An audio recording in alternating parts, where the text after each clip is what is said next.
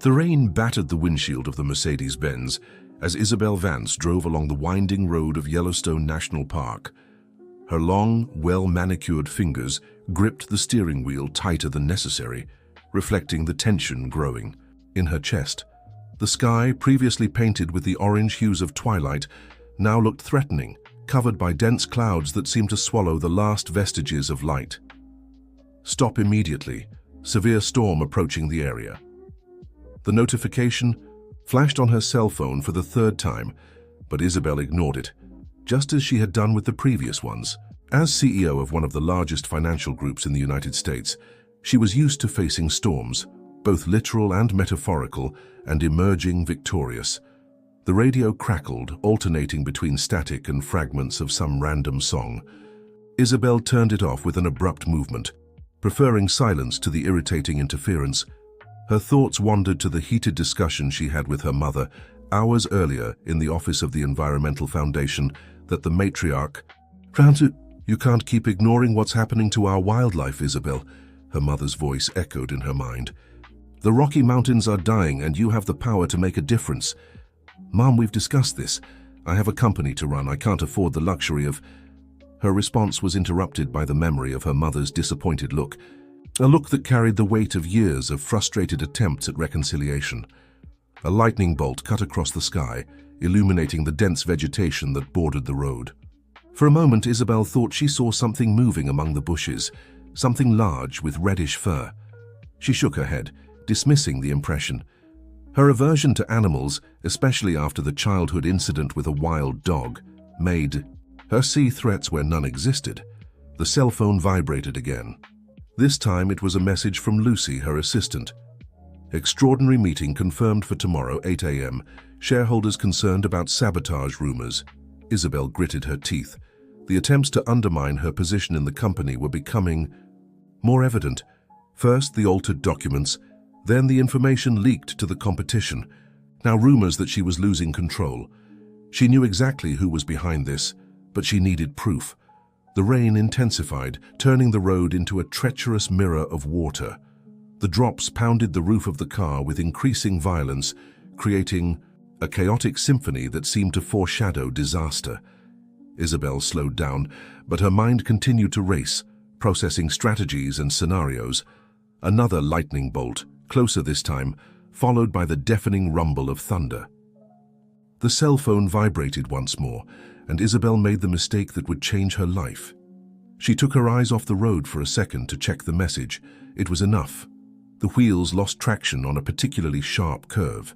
Isabel felt the car slide as if it were floating. She instinctively turned the steering wheel, trying to regain control, but it was too late.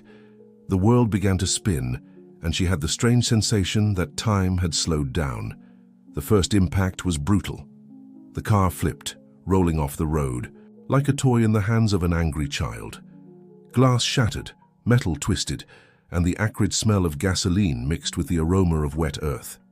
When it finally stopped, the vehicle was unrecognizable, trapped between twisted trees of the Rocky Mountains. Isabel tried to move, but something was wrong. A searing pain in her right leg kept her pinned to the seat. The windshield had turned into a web of cracked glass, allowing rain to enter and soak her clothes. The darkness around her seemed alive, pulsing with each lightning bolt that cut across the sky. That's when she heard it, a sound different from the drumming of the rain or the groan of twisted metal. Footsteps, slow, calculated, approaching. Through the dense vegetation, her heart, already beating erratically, seemed to want to leap out of her chest. Years of conditioning and fear made her mind immediately imagine the worst. With effort, she turned her head in the direction of the sound. That's when she saw it. A grey wolf, larger than she imagined possible, was standing a few meters from the car. Its reddish-grey fur shimmered under the lightning, and its golden eyes fixed on hers with a disconcerting intensity. Isabel felt the panic grow. Memories of the attack she suffered in childhood flooded her mind, mixing with the pain and fear of the present. She was trapped, injured, and completely vulnerable. The animal took a step forward, and she closed, her eyes waiting for the inevitable. But the attack didn't come. When she gathered the courage to look again, the wolf had sat down, still keeping its eyes fixed on her. There was something in its gaze that didn't match the predator image Isabel carried in her mind. It was as if it was waiting. If this story has interested you, don't forget to subscribe to our channel and give a like. Tell us which city you're watching us from. We'll continue. The minutes dragged on like hours in the darkness of the Rocky Mountains. The rain began to subside, but the cold intensified, penetrating through Isabel's soaked clothes. Her leg throbbed, and she struggled to maintain consciousness, alternating between moments of lucidity and nebulous periods where reality and imagination blended. The grey wolf remained there, a silent presence in the night. Occasionally its ears moved, catching sounds that Isabel couldn't perceive. At some point, she couldn't tell how much time had passed, the animal stood up and began to slowly circle the car, as if patrolling the perimeter. "This can't be real," she muttered to herself, her hoarse voice breaking the silence of the night. "Wolves are pack animals. They don't—" Her voice was interrupted by a distant sound. Voices. Human voices. The hope of rescue lit up in her chest, but was quickly replaced by apprehension as she noticed the furtive tone of the approaching conversations. The wolf noticed too. Its ears pointed in the direction of the sounds, and its tense body betrayed that something was wrong. "There must be something valuable in that car," a male voice whispered, close enough for Isabel to make out the words. "Look at the model. This crash was a stroke of luck for us." The cold fear that ran down her spine had nothing to do with the chill of the night. Isabel tried to move again, ignoring the pain, but she was firmly trapped between the twisted metal. Her cell phone was lost somewhere in the car, probably destroyed by the impact. Two figures emerged from the trees, lighting their way with flashlights. They were large men dressed in dark clothes, and one of them carried something that gleamed metallically, a machete. Isabel held her breath, her heart pounding against her ribs. That's when it happened. The grey wolf, which had hidden in The shadows appeared before the intruders. Its low, deep growl cut through the silence of the night like a knife. The men stopped, surprised by the sudden appearance. "What the hell is that?" one of them exclaimed, raising the machete in a defensive position. The wolf advanced a step, its growl increasing in intensity. Its posture was different now. There was no more contemplative calm from before. Every muscle in its body was tense, ready to attack, and its golden eyes shone with a ferocity that made the men back away. "This ain't right," the second man muttered, his voice trembling slightly. "Wolves don't act like this, they run from people." As if to disprove this statement, the animal took another step forward, now baring its teeth in a more threatening growl. The man with the machete made a sudden movement, trying to intimidate the wolf, but this only served to provoke a more intense reaction. The animal leaped forward, letting out an explosive bark that echoed through the woods. It was enough. The intruders hastily retreated, stumbling on the low vegetation in their rush to escape. Their footsteps and frightened voices diminished, until they were swallowed by the night, leaving only silence and the soft sound of the drizzle that was still falling. The wolf remained on alert for a few minutes, as if making sure the threat had really passed. Then, to Isabel's complete astonishment, it returned to its post near the car, lying down as if nothing had happened. Exhaustion was beginning to win the battle against Isabel's consciousness. Her eyelids were heavy, and the cold seemed to have infiltrated her bones.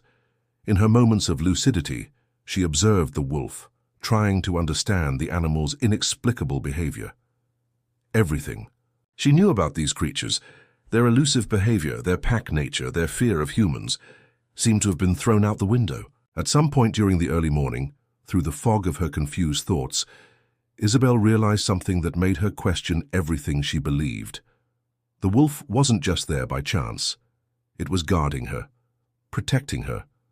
The same type of creature that had starred in her childhood nightmares was now her unlikely guardian.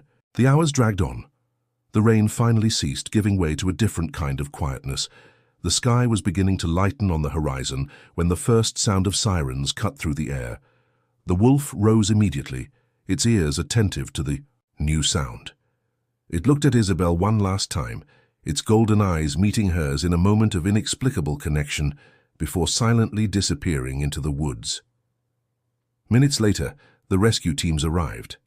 Concerned voices, bright lights, the sound of hydraulic equipment working to free her from the wreckage. Isabel tried to tell them about the wolf, about how it had protected her during the night, but her voice was too weak, and her words sounded confused even to her own ears. "Everything's all right now, Ms. Vance," one of the paramedics assured her as they placed her on the stretcher. "You were very lucky. With an accident like that, alone on the road." But Isabel knew she hadn't been alone. And as the ambulance wound its way along the sinuous road, taking her back to civilization, her thoughts remained with that unlikely guardian of the night, and with all the certainties it had shattered with its simple presence. The hospital room seemed too small to contain Isabel's restlessness. 3 days had passed since the accident, and every minute of confinement was torture for someone accustomed to controlling every aspect of her life. The white, aseptic walls only amplified her sense of powerlessness.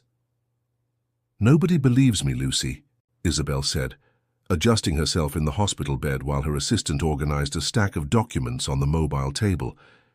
"They say it was a hallucination, post-traumatic shock."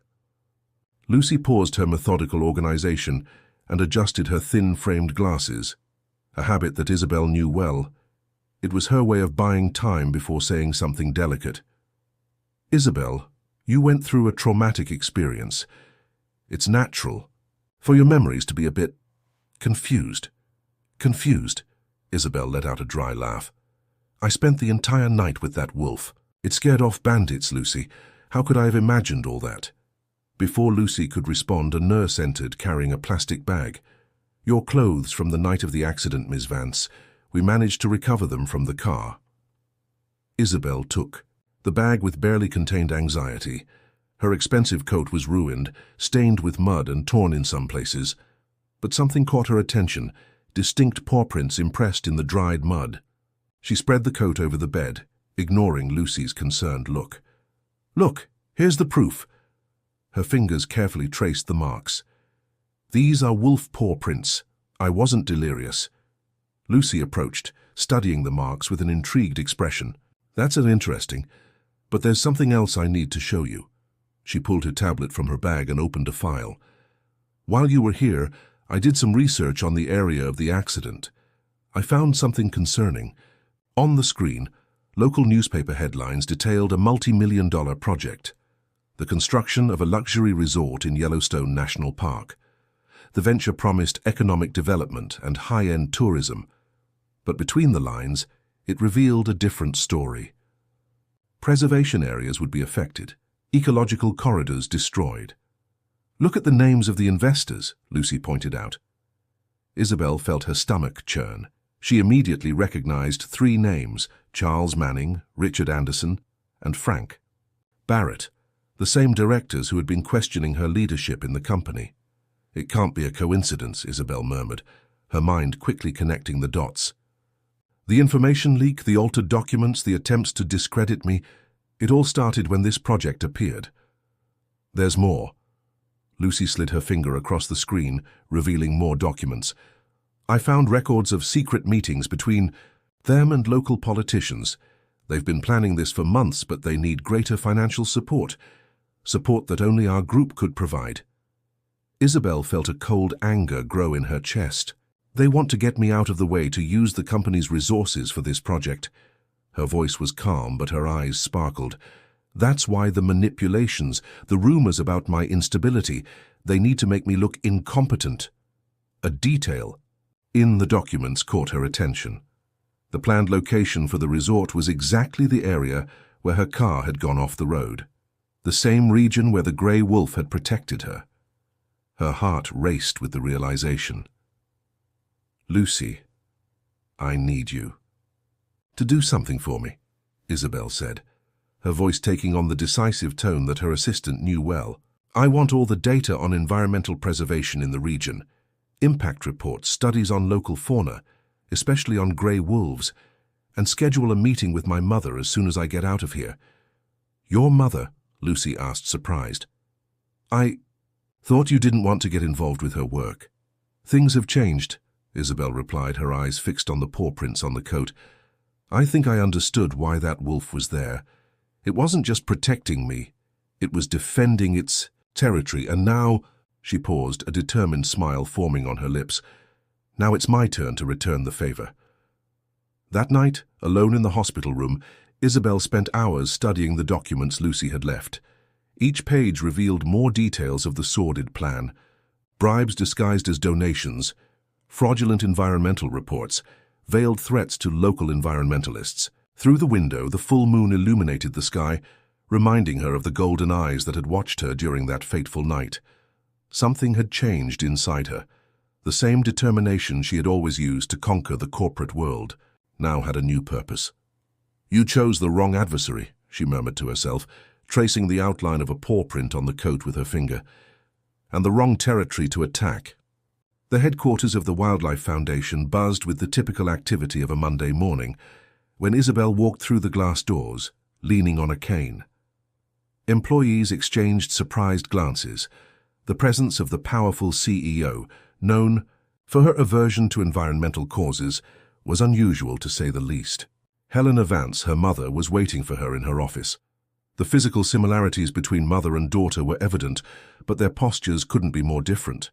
While Isabel emanated a corporate aura even wearing casual clothes, Helena had the serene energy of someone who had found their true purpose in life.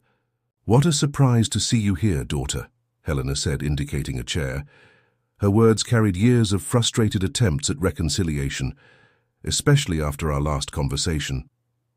"I've learned some important lessons recently, Mum," Isabel replied, sitting down carefully. Her legs still hurt, a constant reminder of that night. "And I need your help." For 2 hours, Isabel shared everything: the accident, the grey wolf, the conspiracy she had uncovered. Helena listened attentively, her eyes widening as she recognized patterns she had long observed. "It's not just in Yellowstone," Helena revealed, pulling a folder from her drawer. "We have records of suspicious activities in several preservation areas. Always the same modus operandi: shell companies bought local politicians, intimidated environmentalists." Spreading photos and documents on the table, Helena showed Isabel a frightening panorama. The resort project was just the tip of the iceberg. There was a much larger scheme underway, involving dozens of protected areas across the country. "But why the wolf?" Isabel asked, more to herself than to her mother. "Why did it protect me?" Helena smiled, a special gleam in her eyes. "Wolves are more special than we imagine, daughter. They are natural guardians of the wilderness. Each territory they protect is vital for the ecosystem's balance." She paused, observing her daughter carefully. "Maybe it saw in you something that even you hadn't realized yet." Isabel reflected on her mother's words.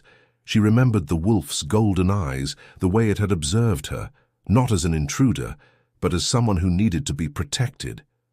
Protected not just from the dangers of that night, but also from her own blindness.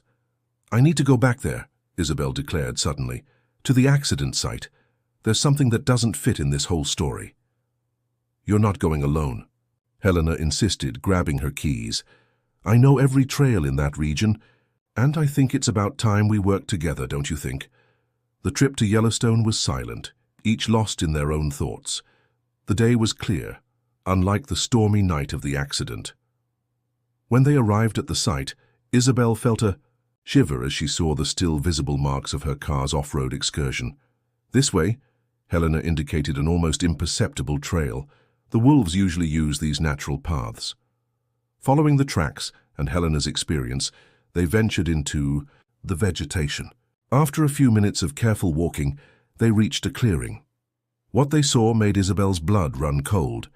Marking stakes, survey ribbons, and recent marks of heavy machinery revealed that the project was already underway, even without the necessary authorizations. But what caught their attention most were the traps, dozens of them strategically positioned. "They're trying to clear the area," Helena whispered, her voice trembling with anger. "They want to get rid of the animals before anyone notices." A sharp sound cut through the air, a yelp of pain that made Isabel's heart jump. Without thinking, she moved in the direction of the noise, ignoring her mother's protests. That's when she saw it, the same grey wolf her protector caught in one of the traps. The animal was struggling to free itself, its hind leg trapped in the cruel mechanism. Upon seeing Isabel, it stopped struggling.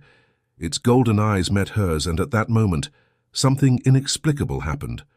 All the fear, all the aversion she had felt towards animals throughout her life, simply vanished. "Help me," she asked. Her mother, already kneeling beside the wolf. Helena, an expert in wildlife rescue, guided Isabel on how to proceed. With care and precision, they worked together to free the animal. When they finally succeeded, the wolf didn't immediately flee. It stayed there, looking at Isabel just like that night. Then, limping slightly, it disappeared into the vegetation, leaving behind a transformed woman. "Now do you understand?" Helena asked softly, placing her hand on her daughter's shoulder. "Yes," Isabel responded, her voice firm. "I understand everything, and I know exactly what I need to do." The sun was setting on the horizon when Isabel finalized the presentation on her laptop. The last few weeks had been intense, sleepless nights investigating, secret meetings with environmentalists, meticulous planning of each step.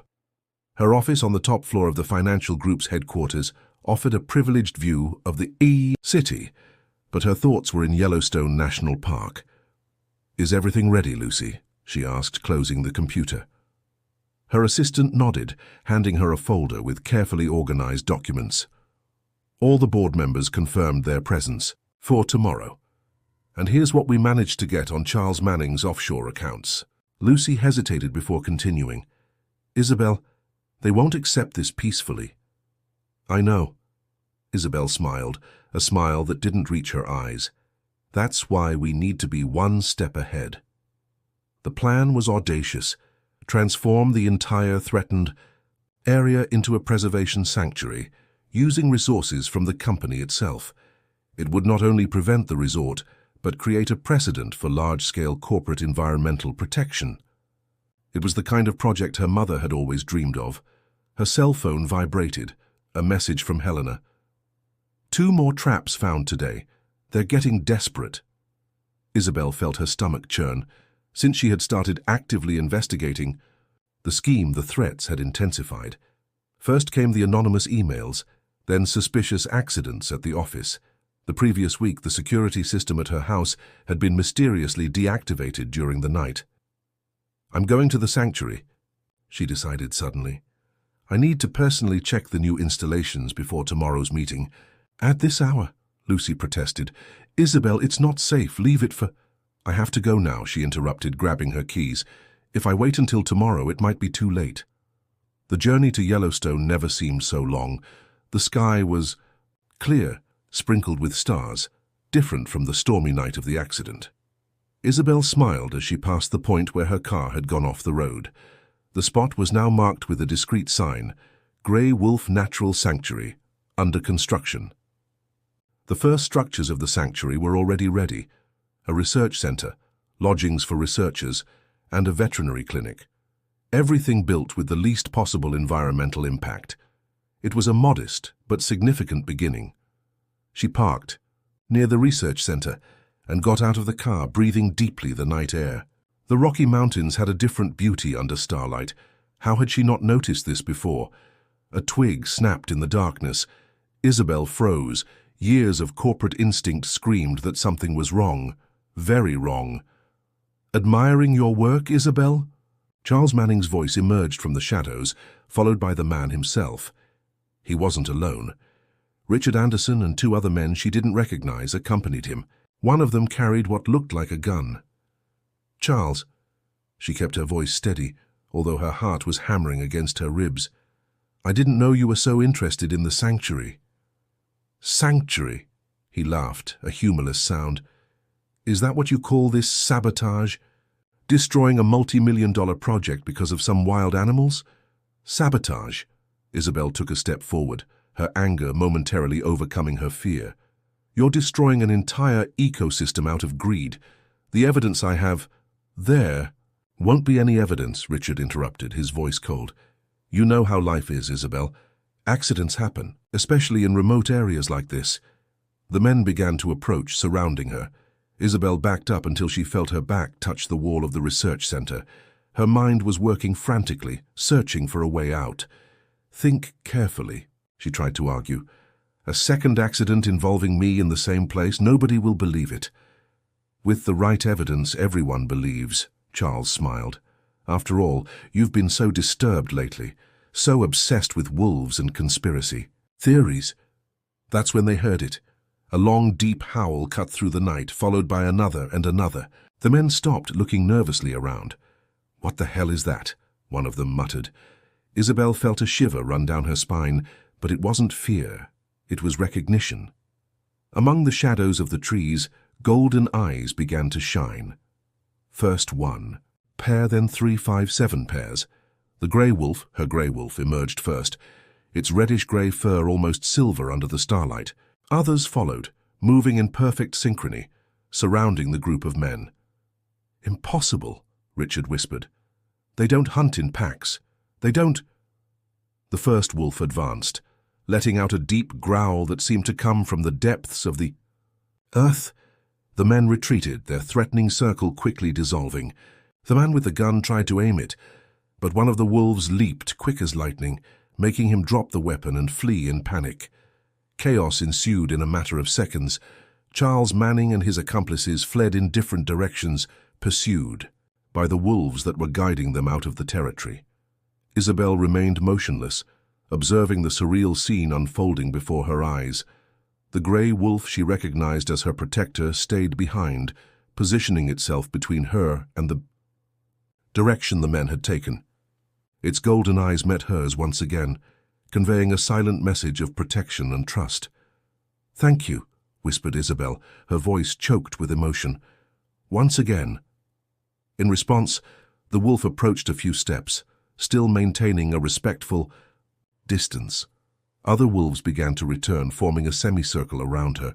It was completely atypical behavior for the species, something that defied everything scientists knew about these solitary animals. Headlights cut through the darkness. Isabel recognized her mother's Foundation van, followed by several police vehicles. Helena jumped out of the vehicle before it had even come to a complete stop.